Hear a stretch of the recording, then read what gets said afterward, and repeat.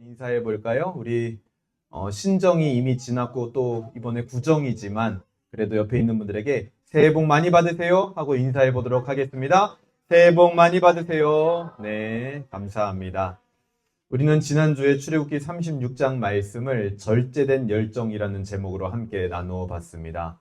열정이라는 것은 우리 인생의 생기를 불어넣는 것이죠. 그 중에서도 하나님을 향한 열정은요, 우리 인생의 생기뿐만 아니라 활기를 불어넣어주고 우리 인생을 살아가는 목적을 새롭게 합니다. 그런데 그 열정조차도 절제되어져야 한다. 맞습니까? 하나님을 향한 열정은 올바른 열정입니다. 그런데 그 열정조차도 절제되어져야 한다. 여러분, 열정이 절제된다라는 게 어떤 의미라고 말씀을 드렸죠? 열정의 방향을 옮기는 것이다. 마치 크고 넓은 강물이 흘러가는 것처럼, 굽이쳐 흘러가는 것처럼 잠시 방향을 옮기는 시간이 우리 안에 있어야 된다는 겁니다. 그 열정의 방향은 어디로 향해야 될까요? 예수 그리스도의 절제된 열정을 향하여 우리는 때로는 흐르는 시간을 가져야 돼요. 그래서 우리의 열정을 때로는 자제해야 됩니다. 지난 2주간 계속된 회막 기도회가 여러분 그런 시간이 되었기를 주님의 이름으로 소망합니다. 이 시간은요, 여러분 평생에 가져가야 되는 시간이에요. 하나님의 일이라고 해서 무조건 내 열정을 발산시켜서 열매를 얻을 수 있는 게 아닙니다. 하나님의 일이어도 때로는 그 열정을 절제하고 자제하고 내가 주님의 열정을 바라보는 시간을 가져야 된다는 것이죠. 오늘은 출애굽기 이제 지난 시간에 36장 나눴고 오늘은 37장부터 39장까지 건너뛰고 출애굽기 40장 말씀을 나누려고 합니다. 왜냐하면 37장부터 39장까지가 사실은 지난주 말씀 안에 다 포함되는 거예요. 그래서 지난주 말씀 절제된 열정을 가지고 이스라엘이 성막을 완성시켰다. 온전한 순종으로 성막을 만들었다 하는 내용이 37절부터 39절까지가 나오거든요. 오늘은 출애굽기 40장 말씀을 초라한 성막 안쪽이라는 제목으로 한번 나눠보도록 하겠습니다. 우리 한번 따라해 볼까요? 초라한 성막 안쪽. 오늘 출애굽기 40장의 키워드는 영광입니다. 뭐라고요? 영광. 여러분, 영광 하면 떠오르는 이미지가 뭡니까? 어떤 이미지가 떠오르세요? 영광은 주로 밝고, 그리고 영광은 주로 다른 사람이나 어떤 다른 대상에게 돌려지는 속성을 가지고 있는 것 같아요. 영광을 얻을 만한 위치에 누군가 서게 되었습니다. 그때 이 영광을 제게 돌립니다. 이런 사람 보셨나요? 이 영광은 제가 홀랑 다 먹겠습니다. 이런 사람은 저도 지금까지 보진 못한 것 같아요. 다 대부분 영광을 돌린다라고 이야기를 합니다. 그게 영광의 속성 중 하나인 것 같습니다. 모든 사람들은 저마다의 영광을 쫓아서 살아갑니다. 그리고 그 영광의 때를 만나기를 굉장히 기대하고 있죠. 저마다의 영광을 쫓는다라는 게 뭘까요? 어떤 사람은 내 사적으로 굉장히 소소한 영광들을 쫓는 사람도 있을 것입니다.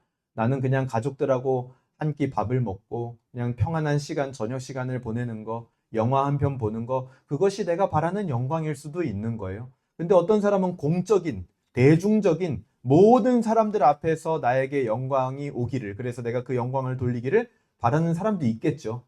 개인차가 있을 뿐이지 모든 사람은 저마다의 영광을 쫓아서 살아간다. 맞습니까? 그리고 누구나 다 그 영광의 때 만나기를 기대하면서 살아가고 있다라는 거예요. 여러분, 소망할 수 있는 이 영광의 때가 있다라는 거, 사적이든 공적이든 그런 영광의 때를 소망하고 있다라는 거. 그리고 혹은 여러분들 가운데 이미 그 영광의 때를 한번 내가 겪어봤기 때문에 추억할 수 있는 그 영광의 때가 있다라는 것은 굉장히 기분이 좋은 일입니다. 맞나요? 우리 신앙생활에서도 동일한 것 같아요. 내가 앞으로 만나게 될 그 신앙의 정점, 하나님이 나에게 보여주실 그 영광, 그것을 기대하면요, 우리 마음이 설렙니다. 또 과거에 내가 겪어왔던 그 신앙의 영광의 때를 추억하는 그런 어떤 한 지점이 있다면요, 그거를 생각만 하는 것만으로도 굉장히 좋아요. 그리고 그때가 그립기도 하고요. 어떻습니까? 여러분의 영광의 때는 언제일 것 같습니까? 오늘 본문은 출애굽기 마지막 영광이라는 주제를 담고 있습니다. 그 영광은 초라한 성막 안쪽에 임한 영광이었다라는 겁니다. 이 영광의 의미가 무엇인지 우리가 오늘 본문을 통해서 함께 찾아볼 수 있으면 좋겠습니다. 한번 본문으로 들어가 볼까요? 이제 39장까지의 내용을 통해서 성막은 완성이 되었습니다. 이스라엘의 절제된 열정을 통해 완성된 성막입니다. 그리고 지금 이스라엘의 시점이 어느 시점에 와 있냐? 2절입니다. 2절 같이 한번 읽어볼까요? 시작. 너는 첫째 달 초하루에 성막 곧 회막을 세우고 이렇게 시작을 하죠. 그리고 나서 17절을 한번 보세요. 17절. 둘째 해 첫째 달 곧 그 달 초하루에 성막을 세우니라 이렇게 얘기를 합니다. 그러니까 성막이 완성된 시기는 구체적으로 따져보면 출애굽하고 나서 두 번째 해의 첫 달, 첫날. 쉽게 얘기해 볼까요? 2년 2월 1일. 그때 성막이 완성된 겁니다. 이때는요, 시내산에 이스라엘 백성들이 도착한 지 약 10개월이 흐른 뒤입니다. 그리고 여러분 기억나세요? 우리 출애굽 초반부에 애굽 탈출할 때 6월절 지키고 문설주 문 임방에 양의 피를 바르고 죽음이 지나가는 그런 설교도 우리가 다 들었죠? 그때로부터 1년이 지난 시기입니다. 와, 우리도 짧지 않은 시간 출애굽을 계속 설교를 들었고 시간이 지나고 보니까 오늘 이제 마지막이네요. 출애굽 1장부터 40장까지 설교를 다 들었네요, 여러분. 정말 기쁜 일입니다. 그렇죠? 창세기 1장부터 50장까지 설교를 다 들었네요. 물론 아닌 분들도 있지만 기쁜 일입니다.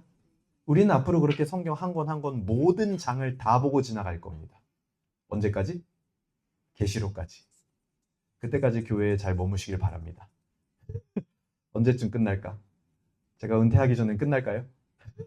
부디 그러길 바랍니다. 시내산에 도착한 지 10개월 뒤에 시내산에 도착한 지 10개월 시간이 흐른 뒤입니다. 짧다면 짧고 길다면 긴 시간이 지나고 이 2절에 첫날이라는 표현처럼 이스라엘의 새로운 날이 시작됩니다. 성경에는요, 새로운 시작을 알리는 첫날이라고 표현된 날들이 굉장히 많이 있습니다. 특별히 그 중에 대표적인 게 창세기 8장 13절에는 이렇게 얘기를 합니다. 601년 첫째 달 첫날 땅에서 물이 거쳤다. 우리 앞에 앉아있는 어린이들 사인펜 조금만 조용히 해주시면 감사하겠습니다. 예배에 집중합시다. 사인펜 소리가 너무 커요. 601년 첫째 달 첫날 땅에서 물이 거쳤다. 이 시대는 뭡니까? 이 날은 홍수 이후 새로운 시대의 시작을 알리는 첫날이었어요. 오늘 본문 출애굽기 40장은요. 바로로부터 구원을 받은 이스라엘 백성들의 새로운 시작이 되는 날입니다. 하나님의 백성들은 새로운 시작이 있는 날 항상 무엇을 했습니까? 노아는 제단을 세웠습니다. 이스라엘도 지금 하나님을 예배하는 성막을 완성시켰고요. 언제나 예배가 하나님의 백성들의 시작이었다라는 겁니다. 2025년 새날 우리는 무엇으로 시작해야 됩니까? 바로 예배입니다. 여러분 다른 복잡한 일들이 많으십니까? 신정부터 구정까지 새해 시작부터 너무나 많은 일들이 있었습니까? 여러분 예배부터 다시 시작하시길 바랍니다. 어렵고 바쁘고 복잡할 때는 호흡을 가다듬고 해야 될 것들, 중요한 것들을 차례대로 하면 됩니다. 우리의 해야 될 것, 우리의 중요한 것, 우리의 가장 우선이 되는 것, 그것은 바로 예배입니다. 3절입니다. 또 증거궤를 들여놓고 또 휘장으로 그 궤를 가리고. 여기서부터는요, 이제 본격적으로 완성된 성막을 모세가 배치를 하는 거예요. 완벽하게 성막이 풀 가동이 되도록 각 곳에 배치를 하게 됩니다. 근데 3절은 뭐를 배치를 해요? 지성소에 증거궤를 놓는 것으로부터 시작을 해서 4절하고 5절은 지성소에서 나온 그 내성소, 회막 안에 있는 내성소에 등잔대에 불을 켜고 그 천막 앞에 금향단을 둡니다.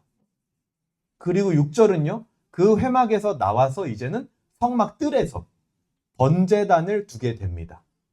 그리고 7절에는 그 번제단과 회막 사이에 물두멍을 두고 그 안에 물도 담아둡니다. 그리고 8절에는 뜰 주변으로 이제는 포장막을 두르고 문에다가 휘장도 달게 됩니다. 그리고 구절 밑으로는 쭉 어떤 내용이 나옵니까? 관유로 성막 모든 기구에 발라서 이제는 완벽하게 성막을 거룩하게 하고 성막을 가동할 준비를 하고 있는 겁니다. 그런데 그때 이 배치가 지금 어떤 순서를 따르고 있습니까? 가장 중요한 거. 먼저 해야 될 거 순서대로. 가장 중요한 게 뭐예요? 지성소에 증거궤를 놓는 거죠. 그리고 지금 겉으로 빠져나오면서 덜 중요한 거를 나중에 하고 있잖아요. 가장 중요한 거, 먼저 해야 될 것부터 하고 있는 겁니다. 그 순서를 따르고 있는 거예요. 다 같은 하나님의 일이지만 우선순위가 분명히 있다라는 겁니다. 여러분, 그리스도인의 우선순위는 뭡니까? 예배. 예배 드리는 나 자신을 위하여 여러분 기도하고 있습니까? 예배가 나의 우선순위가 되기를 바라고 있습니까? 여러분, 제가 2025년도에 우리 모든 성도들에게 한 가지 권면드립니다. 성령 충만하지 않은 채로 예배하는 것을 쉽게 허용하지 마세요, 여러분. 저도 그런 마음으로 강단에 섭니다. 간절합니다. 굉장히 절박해요, 저는. 하나님, 내가 성령 충만하지 않은 채로 함부로 설교하지 않게 해주세요. 비록 내 설교가 때로는 부족하게 준비되었을지라도 적어도 성령께서 그 설교에 역사하여 주시옵소서. 여러분도 마찬가지입니다. 성령 충만하지 않은 채로 이 자리에 나오는 것을 여러분의 삶에 100% 그렇지 않을 수는 없겠죠. 근데 절대 쉽게 허용하지 마세요. 성령 충만하지 않은 채로 그냥 예배 자리에 그냥 지친 채로 오는 것을 당연하게 그냥 허용하지 마시길 바랍니다.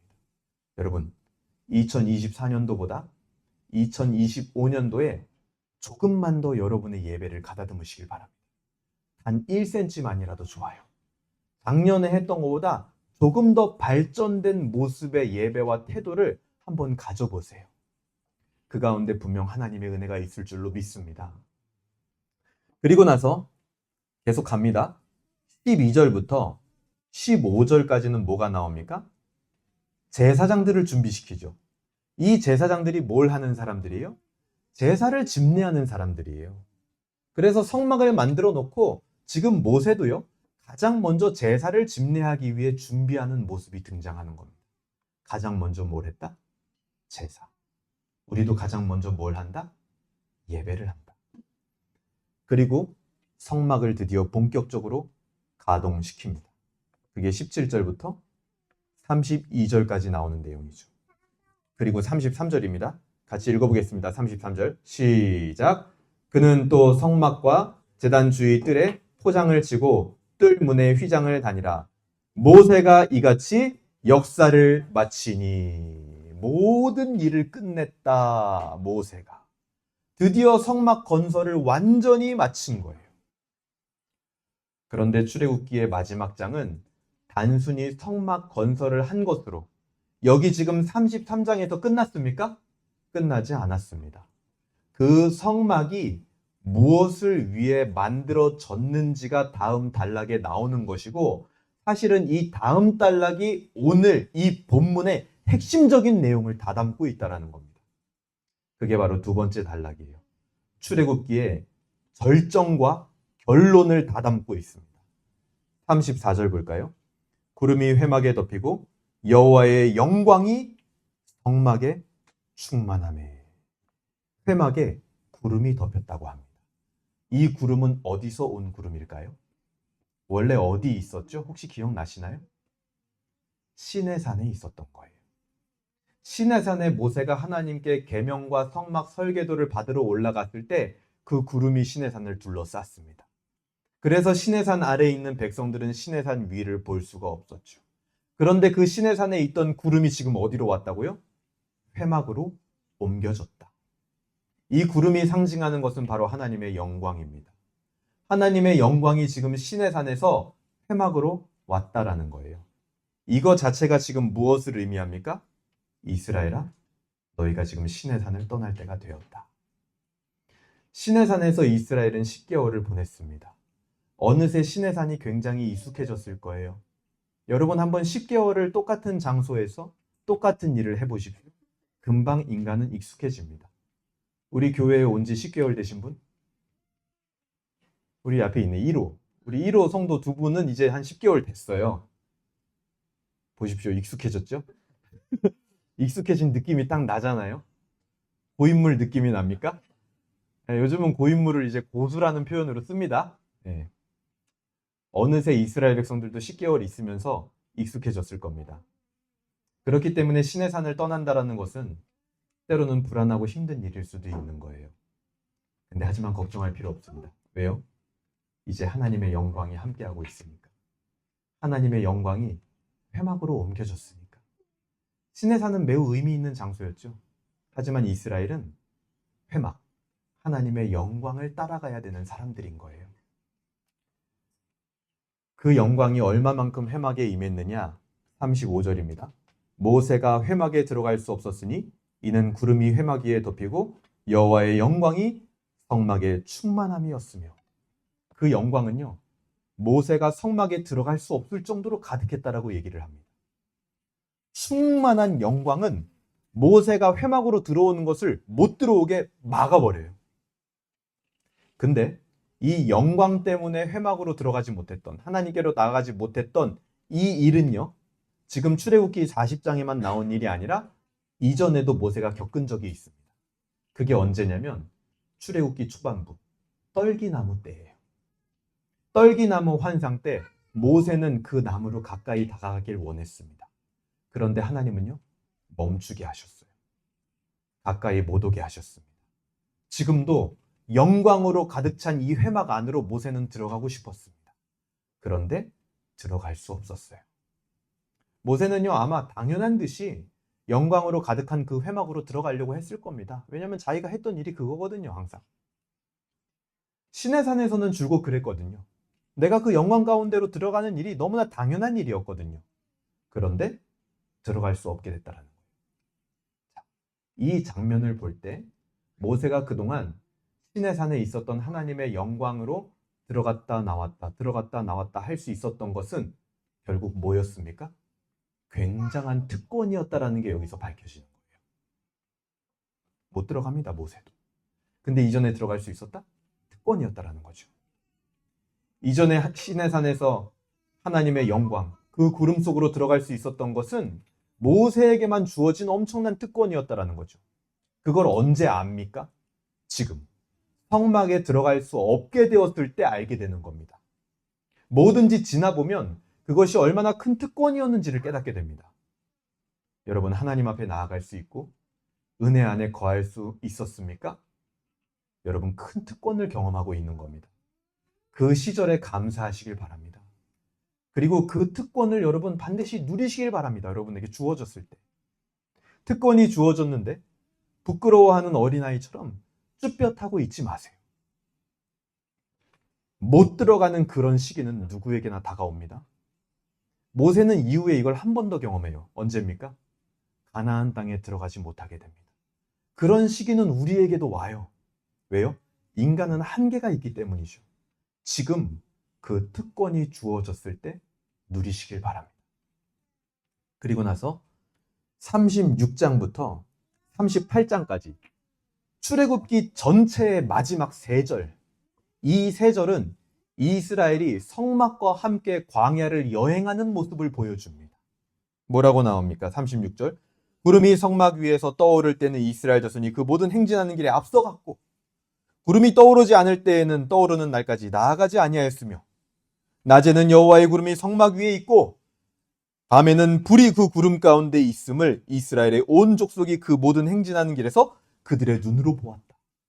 지금 성막과 함께 하나님의 영광과 함께 광야를 여행하는 모습을 보여주고 있는 거예요. 출애굽의 마지막은 성막을 완성하고 성막과 동행하는 것으로 끝이 나고 있는 겁니다. 성막이 상당히 중요한 위치에 있게 되었다라는 것이죠. 그래서 오늘 우리가 이 성막에 대해서 좀 정리를 하고 완벽하게 종지부를 찍고 넘어가면 좋을 것 같은데요. 이스라엘과 함께하는 이 성막의 크기는요, 가로 50m, 세로 25m였습니다. 우리 지금 교회당에 비하면 상당히 크죠. 그런데 하지만 이게 실제로 어느 정도 크기였냐면 고대 이집트 군대 진영의 군용 막사 정도의 크기였다라고 합니다. 성막의 규모는 신전이라고 하기에는 너무 초라한 규모였다라는 거예요. 보통 고대 국가들은요, 신들의 위대함을 알리기 위해서 신전을 크고 웅장하게 만드는 게 기본이었습니다. 실제로 여러 유적들을 찾아보면 고대 도시 우르라고 하는 고대 도시와 바벨론 신전이었던 지구라트라고 하는 신전은요, 거대한 피라미드 크기였습니다. 엄청나게 컸던 거죠. 로마 신전도 매우 거대했고요. 이집트 신전들도요, 여러분 인터넷에서만 찾아보세요. 상상을 초월할 정도로 굉장히 큽니다. 그것들과 비교하면 성막은 정말 초라했던 거예요. 성막이 지어질 때 이런 신전들이 있었을까요? 없었을까요? 있었습니다. 이집트에도 있었고요. 주변 고대 근동 국가들에도 신전들이 다 있었어요. 그런 것들과 비교해보면 성막은 정말 작은 거예요. 물론 솔로몬 성전 때 크기가 커지긴 했지만 그것도 역시 고대 제국들의 신전에 비할 바가 못됐습니다. 사실은. 그리고 그 이후에 헤롯 왕 때 성전이 증축되어서 매우 큰 규모가 됩니다. 사상 최초로. 로마인들이 다 놀랄 정도로. 그런데 그것은 헤롯의 정치적 야망으로 크게 만든 거였어요. 그리고 오히려 예수님은요, 그렇게 커진 헤롯 성전은 파멸될 것이다. 이렇게 말씀하셨습니다. 성막은 그 중에서도 여러 성전들 중에서도요, 가장 작고 초라했습니다. 하지만 그럼에도 불구하고 오늘 본문은 이 성막을 초라하게 그리고 있지 않다라는 거예요. 그 이유가 무엇인지가 중요합니다. 첫 번째, 그 이유는 성막은 성령의 감동에 의해서 지어진 건축물이었기 때문입니다. 금송아지 사건부터 시작해서 하나님께 진멸당할 위기에 처한 이스라엘을 위하여 모세의 중보 기도를 지나며 하나님은 회개한 이스라엘 백성들에게 무엇을 주셨습니까? 하나님의 지혜, 성령의 감동을 주셨습니다. 그래서 백성들은 성령 충만한 모습으로 이 성막을 짓는 공사를 시작할 수 있었습니다. 성령의 감동으로 시작되었기 때문에 이 성막은 매우 특별한 의미가 있었다. 두 번째, 백성들의 열정적인 참여가 성막을 특별하게 했습니다. 제국의 거대한 신전들은 대부분 노동력 착취나 강제 노동을 통해서 만들어진 것이었습니다. 이스라엘 백성들도 이집트에서 이걸 경험해봤죠. 라암셋의 궁정을 건축하기 위하여, 무덤을 짓기 위하여 강제 노역에 동원이 되고 거기서 얼마나 힘든 일들을 이스라엘 사람들이 겪었습니까?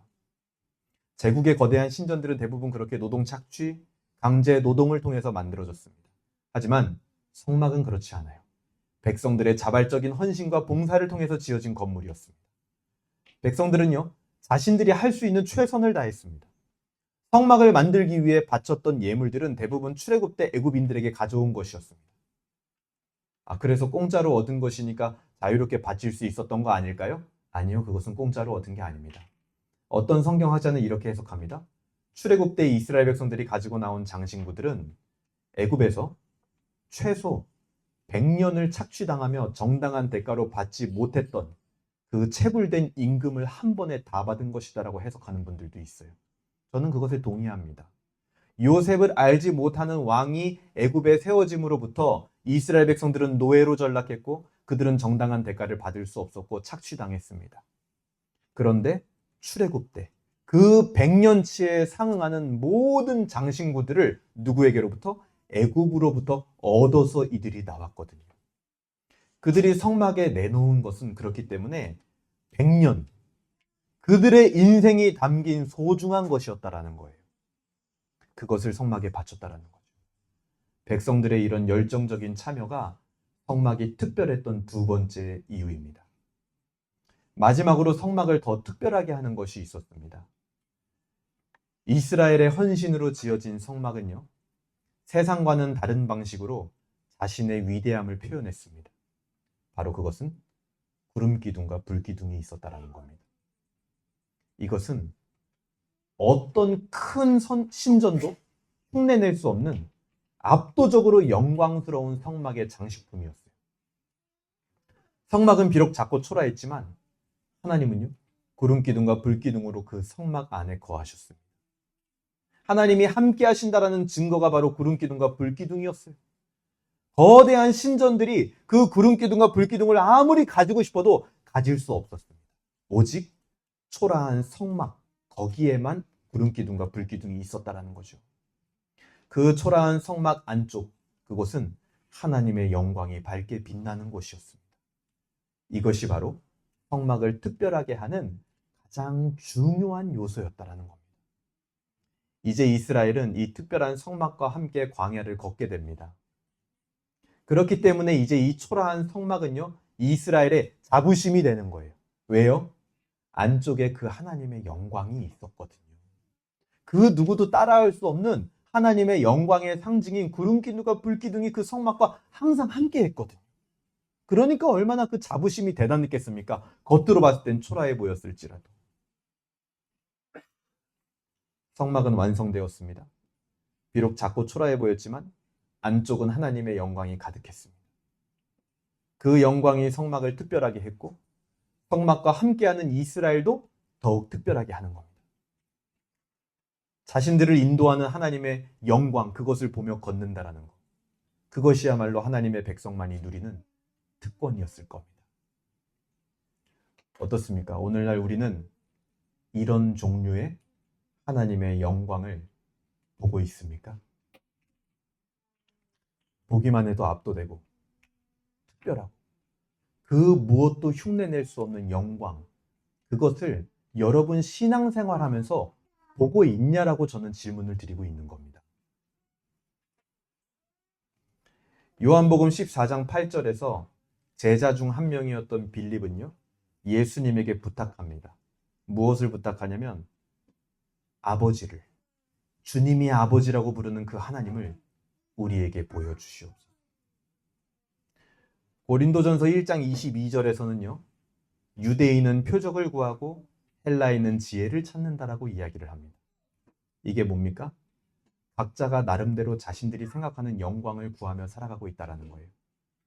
제자들은 제자들 나름대로 구하는 영광이 있었습니다. 아버지 되신 그 하나님을 내가 한번 봤으면 좋겠다. 유대인들은요, 표적을 구했대요. 헬라인들은 어떤 이성적인 지혜를 구했다라고 합니다. 각자들이 생각하는 영광이었던 거죠.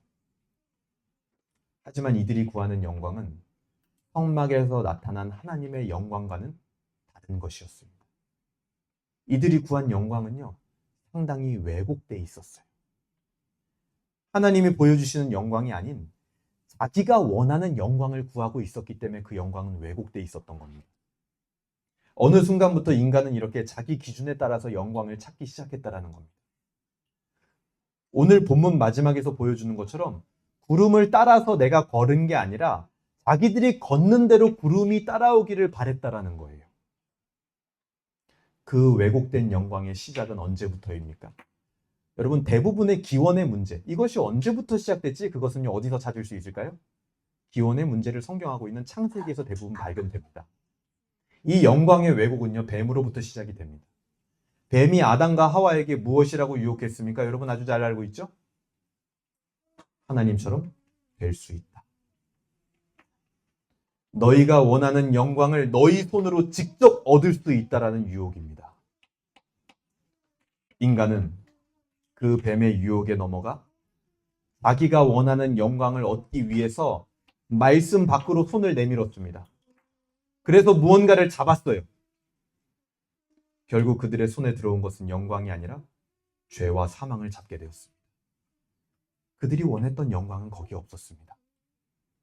인간을 속인 이 뱀은요, 예수님 때 제자들에게도, 그리고 사도시대 때 유대인과 헬라인들에게도 왜곡된 영광을 바라보도록 유혹합니다. 그것은 오늘 우리에게도 마찬가지예요. 각자가 바라는, 여러분들이 바라는 영광이 있을 거라는 거예요. 그것을 잡으라고 끊임없이 뱀은 유혹한다라는 겁니다. 너가 그 영광을 따라가, 구름을 따라가는 것이 아니라 그 구름이 너를 따라오도록 해. 영광이 너를 따라오도록 해. 그렇게 유혹한다라는 거죠. 그 왜곡된 영광에 가까이 갈수록 우리는 하나님으로부터 나타나는 참된 영광과는 점점 멀어지는 삶을 살게 되는 겁니다. 우리도 각자가 원하는 각자의 영광을 구하며 살아간다는 거죠. 구름이 나를 따라오기를 바라는 것. 내가 중심이 되는 겁니다. 크든지 작든지 사적이든지 곡적이든지 상관없습니다. 그것은 모두 왜곡된 영광의 일부예요. 내가 중심이 되었다. 예수님은 뭐라고 하셨습니까? 제자들이 당신이 말하는 아버지 그 하나님을 우리에게도 보여주시옵소서. 그게 제자들이 원하는 왜곡된 어떤 방식의 영광이었단 말이에요. 뭔가 그런 걸 한번 보면은 자기들이 괜찮아질 줄 알았던 거죠. 그랬던 제자들에게 예수님이 뭐라고 했습니까? 얘들아, 나를 본 자는 아버지를 본 것이다. 아버지의 영광은 너희가 상상하는 그 특별한 곳에 있지 않다. 바로 너희 앞에 있는 초라한 내가 바로 아버지의 영광이다라고 예수님은 얘기해 주셨어요. 유대인은 표적을 구하고 헬라인은 지혜를 구했지만 사도들은 그들에게 무엇이라 말했습니까? 우리는 오직 십자가에 못 박힌 그리스도를 전한다. 그런데 그것을 유대인은 어떻게 했습니까? 거리꼈습니다. 헬라인은 어떻게 했습니까? 미련한 것으로 여겼습니다. 왜곡된 영광을 구하는 자들에게 진정한 영광은 보이지 않습니다. 너무 초라해서 꺼려지고 때로는 미련해 보이기도 하는 겁니다. 하지만 여러분 기억하세요. 하나님의 참된 영광은 어디에 나타났습니까? 초라한 성막에 나타나는 겁니다. 초라한 성막 안쪽에 하나님의 영광이 가득했다라는 것은 하나의 예언적 이미지예요. 여러분 성막의 구조를 생각해 볼까요? 바깥쪽으로 갈수록 상대적으로 가치가 떨어지는 재료들이었다는 거 우리 설교로 다 들었습니다. 안쪽은요 상대적으로 최고급 재료들이 쓰였습니다. 이것은 바로 성육신하신 예수님에게 그대로 적용이 됩니다. 예수님은 어떤 분이셨죠? 겉으로 보기에 고운 풍채도 없었고요. 아름다운 것도 없는 육체로 오셨습니다. 그의 배경은 뭐였습니까? 가난한 목수의 아들이었습니다. 그러나 그 안은 어땠습니까? 하나님의 영광의 본체셨다라고 성경은 이야기합니다. 이는 하나님의 영광의 광채시오 그 본체의 형상이시라. 히브리서 1장 3절이 이야기하고 있습니다. 하나님의 영광으로 가득했던 초라한 성막, 그거 자체가 예수 그리스도를 보여주고 있는 겁니다. 초라한 성막이신 예수 그리스도는 이제 모퉁이 돌이 되어서 그 주변에 있는 신자들과 연합됩니다. 그래서 이제는 우리도 예수님과 연합되어 함께 성막이 되어져 가는 거예요. 그러다 보니까 우리 인생이 때로는 예수 그리스도의 외형과 같이, 성막의 외형과 같이 어떨 때가 있어요? 초라해 보일 때가 있는 거예요. 내가 예수님 믿는데 이런 모습으로 사라지면 안 되는 거 아닌가? 내가 하나님을 믿는다고 하고 기도하는 사람인데 내 인생이 왜 이렇게 한없이 초라하게 느껴지지? 왜 자꾸만 실패가 나와 함께하는 것 같지? 왜 세상 사람들이 봤을 때도 별거 아닌 것처럼 느껴지는 인생이 자꾸만 내 앞에 펼쳐지지? 이유가 다른 데 있었던 게 아니에요. 여러분이 성막과 한 몸 되었기 때문입니다. 초라한 예수님하고 연합됐기 때문에 그랬던 거예요. 성막처럼 초라해 보일 수 있습니다, 우리 인생은. 하지만 예수 그리스도 안에는 하나님의 영광으로 가득했던 것처럼 우리 안에도 그 영광이 가득하게 존재하고 있음을 우리는 결코 잊지 말아야 될 것입니다. 우리 인생은 때로는 초라하게 느껴질 수도 있어요. 근데 하지만 그 안에 빛나는 하나님의 영광이 있다는 사실 여러분 잊지 마시길 바랍니다. 연약한 나를 위로하기 위해서, 나의 죄를 다 짊어지기 위해서 인간으로 오셔서 고초당하신 그리스도의 영광이 우리 안에 있잖아요. 여러분 그분은 신이었습니다. 신이지만 아기로 왔대요. 저는 아무리 생각해도 이게 참 말이 안 되는 것 같아요. 신이지만 목수로 일하셨답니다. 이게 말이 됩니까? 저는 제일 말이 안 되는 게 신인데 기도했어요. 신이 무슨 기도를 할 필요가 있어요, 여러분? 우리도 아니고. 신인데 고난을 당하셨습니다. 신이 십자가에 달려 죽었어요. 이것이 바로 우리를 위하여 그리스도를 통해 나타난 하나님의 영광인 거예요. 동시에 천사가 찬송하며 하늘의 별이 예수님의 태어나심을 기념했죠. 온 세상이 기념한 겁니다. 그 가르침과 지혜가 세상과는 다른 길들을 보여주셨어요. 회당에서 예수님이 가르치실 때 다 깜짝 놀랍니다. 그 손으로 나타내는 기적들은요, 영혼들을 소생시켰습니다. 심지어 로마 백부장 원수의 입에서 이는 하나님의 아들이었다라고 인정하게 하는 영광이 예수님에게 나타난 겁니다. 사망마저도 부활로 깨부순 하나님의 영광이었어요. 단순히 초라하기만 한 게 아니라 그 안에는 빛나는 영광이 있었다라는 거예요. 그것이 바로 그리스도를 통해 나타난 하나님의 영광이라는 겁니다. 그 영광이 이제 우리에게 임합니다. 우리 안에 있습니다. 그 영광이 이제는 우리를 보호합니다. 그 영광이 이제 우리를 위로하는 거예요. 그 영광이 우리에게 공감합니다, 여러분. 그 영광이 우리의 연약함을 돕습니다. 그 영광이 우리를 인도해 가는 거예요. 그 영광이 우리를 치유하는 겁니다. 그 영광이 우리를 자유롭게 합니다. 그 영광이 우리의 가장 어려운 영혼의 문제를 해결합니다. 자꾸만 왜곡된 영광을 쫓는, 내가 먼저 가고 구름은 따라오라고 하는 그 왜곡된 영광을 향하여 따라가는, 거기에 유혹당하고 거기에 마음이 끌리는 우리 영혼의 문제를 그 영광이 해결해 버린다는 거예요. 어떻게 해요? 우리에게 그냥 나타나 버려요. 우리에게 그거 나타나기만 하면 너무 빛나는 영광이기 때문에 왜곡된 영광을 바라볼 수가 없는 거예요. 자연스럽게 우리의 눈은 그 빛나는 영광을 향하게 되는 겁니다. 억지로 설득해서가 아니에요. 억지로 더 좋은 것을 줘서가 아니에요. 그냥 그 영광은 우리 앞에 나타나기만 하는 것으로, 그 왜곡된 영광으로 또 우리의 시선을 돌린다는 거죠. 그래서 우리의 삶은 초라하지 않습니다, 여러분. 우리 인생은 괴로움이 아닌 영광으로 가득한 겁니다. 여러분, 인생의 그림자를 보지 마시고 빛나는 하나님의 영광인 예수 그리스도를 보시길 바랍니다. 그것을 누리는 특권을 절대 저버리지 마세요, 여러분.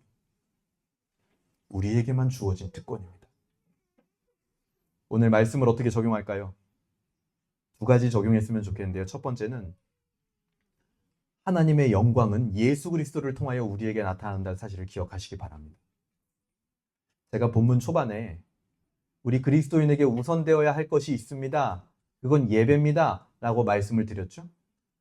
그 예배 안에서 우리가 만나야 되는 게 바로 이겁니다. 그리스도를 통해 나타난 하나님의 영광. 다른 것도 좋지만 가장 먼저 되어야 할 것은 바로 이 그리스도의 영광이에요, 여러분. 우리가 교회 다니면서 헌신하고 봉사하고 섬기고 교제하고 다 좋습니다.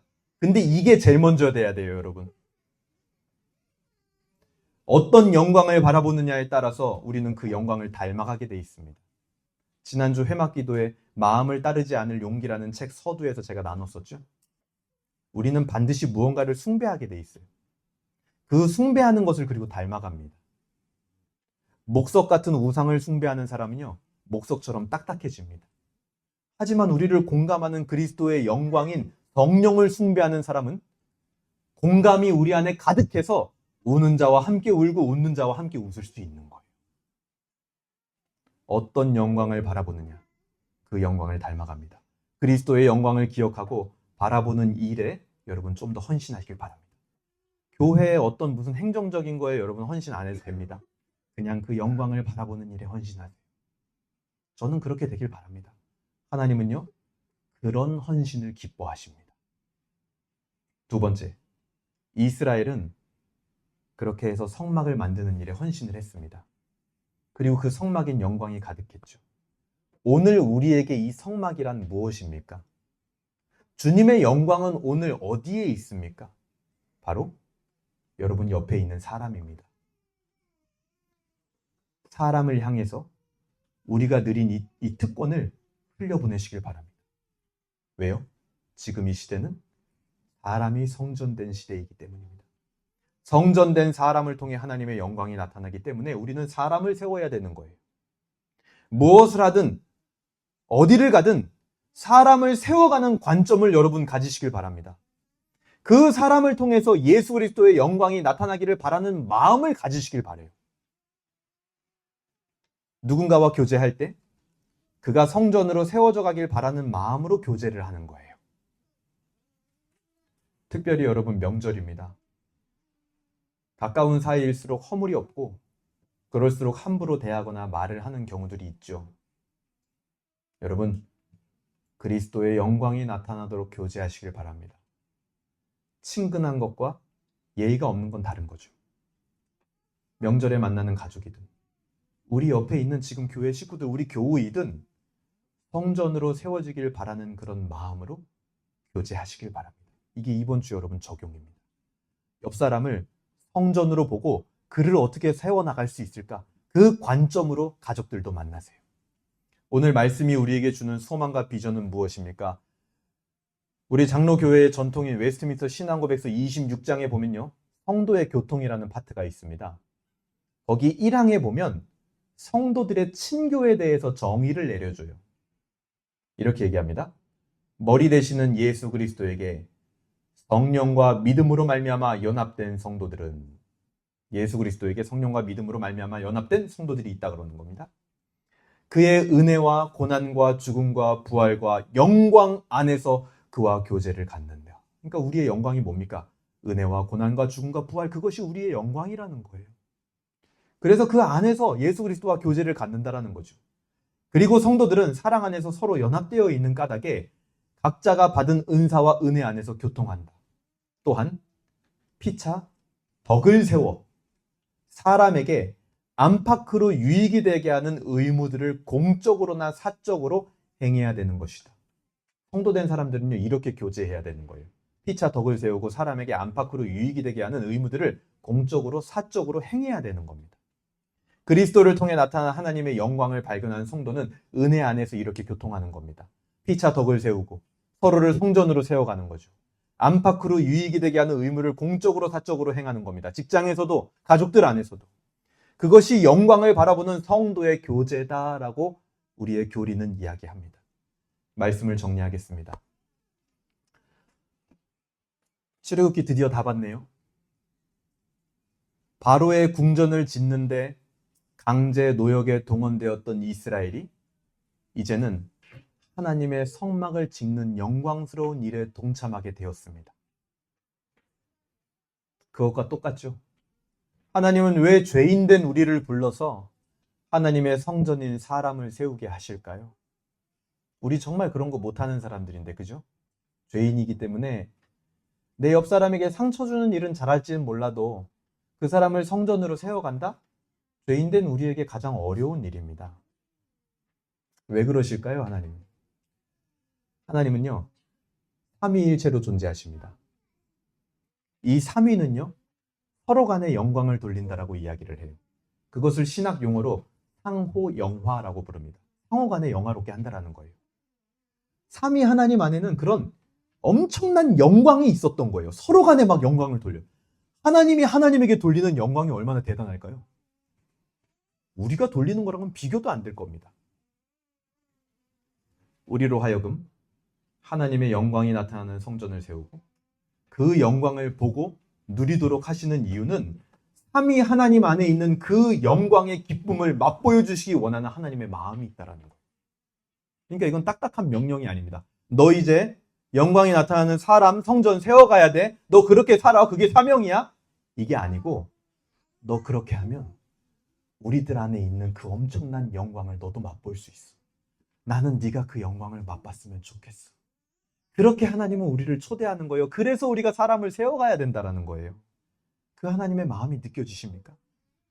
이번 한 주도 그리스도를 통해 나타난 하나님의 영광을 맛보도록 하시는 그 하나님의 초대, 그 하나님의 마음을 깨닫고 그 초대에 응하는 한 주가 되기를 주님의 이름으로 소망합니다. 아멘. 우리 이 시간 같이